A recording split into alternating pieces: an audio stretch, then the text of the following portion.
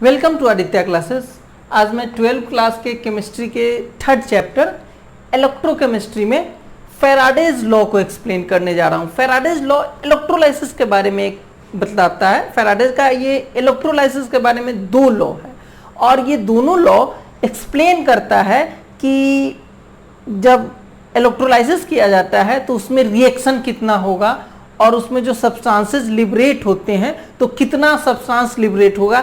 ये दोनों मैटर किस पे डिपेंड करता है, इसी के बारे में फैराडेज ने 2 लॉ दिया था। दोनों लॉ बहुत इंपॉर्टेंट है जनरल एग्जाम के लिए भी, यानी कि बोर्ड एग्जाम के लिए भी और कंपटीशन एग्जाम के लिए भी। तो फैराडेज का जो फर्स्ट लॉ है, सबसे पहले फर्स्ट लॉ जो है वो ये बतलाता है कि जब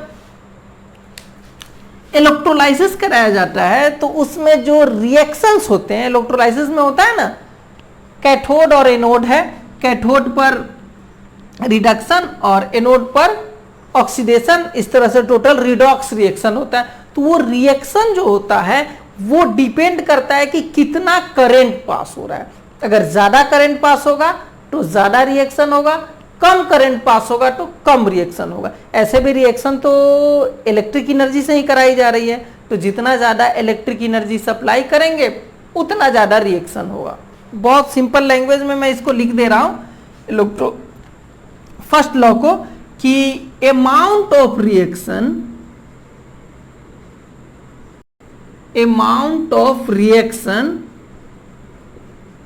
occurs is directly proportional to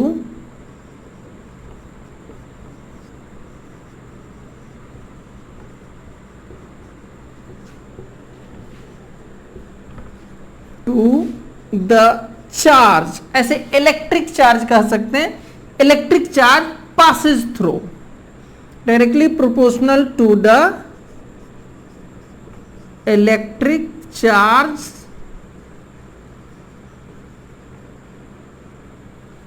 passes through the circuit और through, यानी कि इसको मैथमेटिकली अगर लिखेंगे तो मैथमेटिकली क्या हो जाएगा, amount of reaction proportional to charge, electric charge pass, यानी कि Q चार्ज। और इसी को लिख सकते हैं इज प्रोपोर्शनल टू Q, और इसी को लिख सकते हैं इज प्रोपोर्शनल टू Q के जगह पर proportional to Q equal to IT, current into time, यानी कि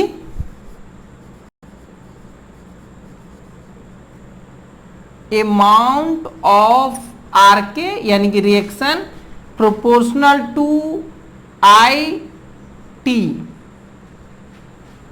करंट और टाइम। जितना ज्यादा देर तक करंट फ्लो होगा उतना ज्यादा रिएक्शन होगा, जितना ज्यादा वैल्यू में करंट फ्लो होगा उतना ज्यादा रिएक्शन होगा। ओके, तो ये फर्स्ट लॉ रिएक्शन को बताया कि कितना होगा रिएक्शन और किसके रिस्पेक्ट में होगा। सेकेंड लॉ बताता है कितना अमाउंट लिबरेट होगा किसी इलेक्ट्रोड पर, कैथोड पर या एनोड पे। तो अब सेकेंड लॉ के बारे में एक्सप्लेन करते हैं, और सेकेंड लॉ से ही क्वेश्चंस ज्यादा आते हैं, फर्स्ट लॉ से क्वेश्चन कम आता है। अब सेकेंड लॉ में क्या होता है, ये सेकेंड लॉ है।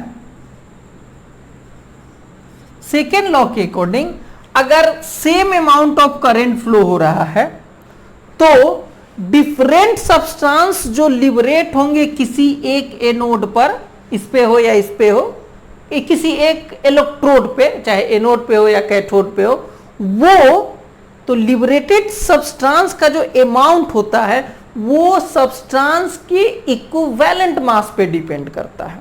यानी कि इक्विवेलेंट मास ज्यादा होगा तो ज्यादा लिबरेट होगा, इक्विवेलेंट मास कम होगा तो कम लिबरेट होगा। पहले मैं इसको लिख दे रहा हूं, फिर एग्जांपल देके समझा दूंगा कि सेकेंड लॉ बोलता है कि for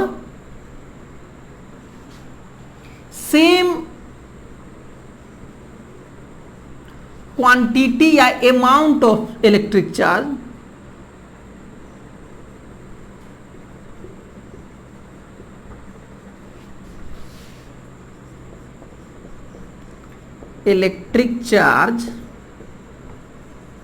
same amount of electric charge अगर पास हो रहा है किसी इलेक्ट्रोलाइसिस में, देन लिबरेटेड जो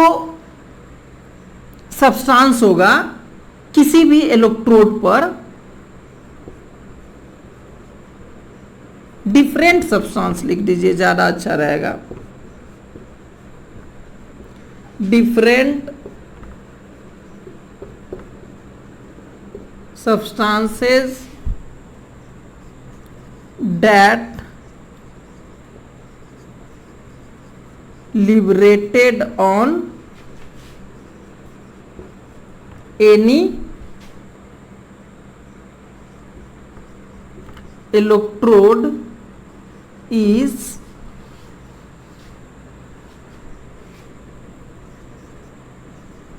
directly proportional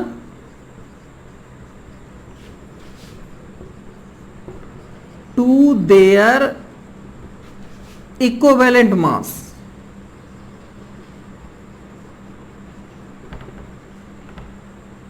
ओके, तो for same amount of substance electric charge क्या है, सेम है, तो डिफरेंट सब्सटेंस का जो मास लिबरेट होगा, ऐसे भी थोड़ा सा और भी कर सकते हैं, मास ऑफ डिफरेंट सब्सटेंस, यहां पे थोड़ा सा ऐड कर दे रहा हूं, मास या amount, mass of different substance that liberate on any electrode is directly proportional to their equivalent mass. यानी जिसका सेम अमाउंट ऑफ करंट जब फ्लो हो रहा है तो जिसका इक्विवेलेंट मास ज्यादा है वो ज्यादा लिबरेट होगा, और जिसका इक्विवेलेंट मास कम है वो कम लिबरेट होगा। जैसे हाइड्रोजन का, पहले इक्विवेलेंट मास होता क्या है, ऐसे तो ये 11 का मैटर है, लेकिन यहां पे भी बता दे रहा हूं कि इक्विवेलेंट मास सबसे सिंपल वे में निकालने का तरीका है, जो भी मास है किसी सब्सटेंस का उसमें उसके चार्ज से डिवाइड कर देंगे, मास में चार्ज से डिवाइड कर देंगे तो इक्विवेलेंट मास निकल जाएगा।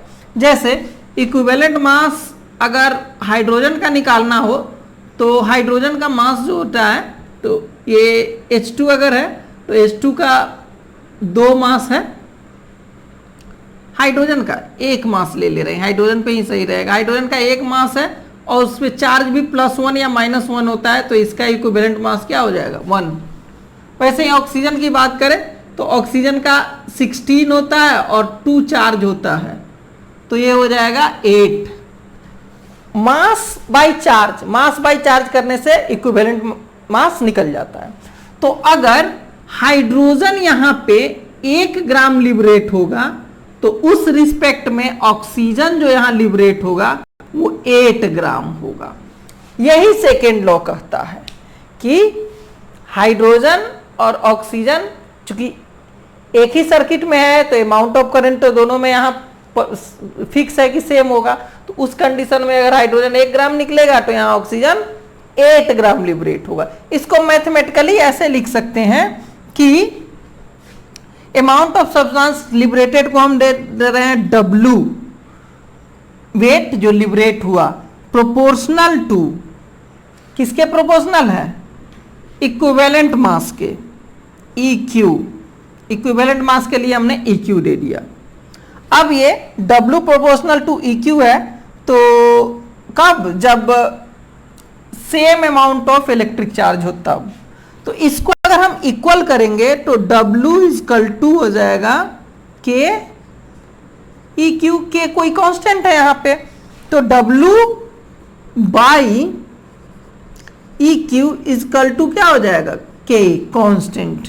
यहां पे आ गया मास बाय, मतलब liberated mass by equivalent mass constant होता है सेम अमाउंट किसी भी के लिए। तो अगर 2 डिफरेंट सब्सटेंस है, पहले सब्सटेंस का लिबरेटेड मास W1 है और पर उसी सब्सटेंस का इक्विवेलेंट मास EQ1 है, दूसरे सब्सटेंस का सेम इलेक्ट्रिक के लिए दूसरे सब्सटेंस का लिबरेटेड मास W2 और दूसरे सब्सटेंस का इक्विवेलेंट मास Q2 है, तो दोनों इक्वल रहेगा क्योंकि ये कांस्टेंट रहता है, ठीक है। और कब कांस्टेंट रहता है? तो सेम अमाउंट ऑफ चार्ज के लिए। अब इसमें अगर हमको जैसे यहीं पे दिया हुआ है कि हाइड्रोजन जो है वो 5 ग्राम हाइड्रोजन लिबरेट हुआ, तो इसके रिस्पेक्ट में ऑक्सीजन कितना लिबरेट होगा ये काउंट करना है। तो देखिए मान लिए W1 हमको निकालना है और ये W2 5 ग्राम दिए हुए हैं, तो इससे हम आगे चल सकते हैं कि W1 इजकल टू, ये तो हमारा मेन फॉर्मूला यही हो गया, ये इससे हमने थोड़ा सा और आगे बढ़ के W1 का वैल्यू लिख दिया, तो ये EQ1 उधर चला जाएगा, equivalent mass of first into W2 by equivalent mass of second. अब W1 इजकल टू हो जाएगा, ये इक्विवेलेंट मास फर्स्ट 8 है, हमने ऑक्सीजन का निकाला है, 8 into liberated mass of O2 hydrogen 5 है, तो 5 by equivalent mass of second यानी कि हाइड्रोजन का इक्विवेलेंट मास 1 है, तो ये आ जाएगा 40 ग्राम, 8 5 जा 40 ग्राम। तो इस तरह से हम निकाल सकते हैं कि अगर एक का लिबरेटेड मास दिया है तो उसी अमाउंट ऑफ करंट के लिए दूसरे का लिबरेटेड मास हम निकाल सकते हैं। इक्विवेलेंट मास तो फॉर्मूला से निकालेंगे, इक्विवेलेंट मास कोई जरूरी नहीं है कि एग्जाम में क्वेश्चन में दे, ओके। तो इस फॉर्मूला का यूज करके आप निकाल सकते हैं सेकेंड का भी लिबरेटेड मास। तो फैराडेज लॉ में इतना है। Thank you for watching this video.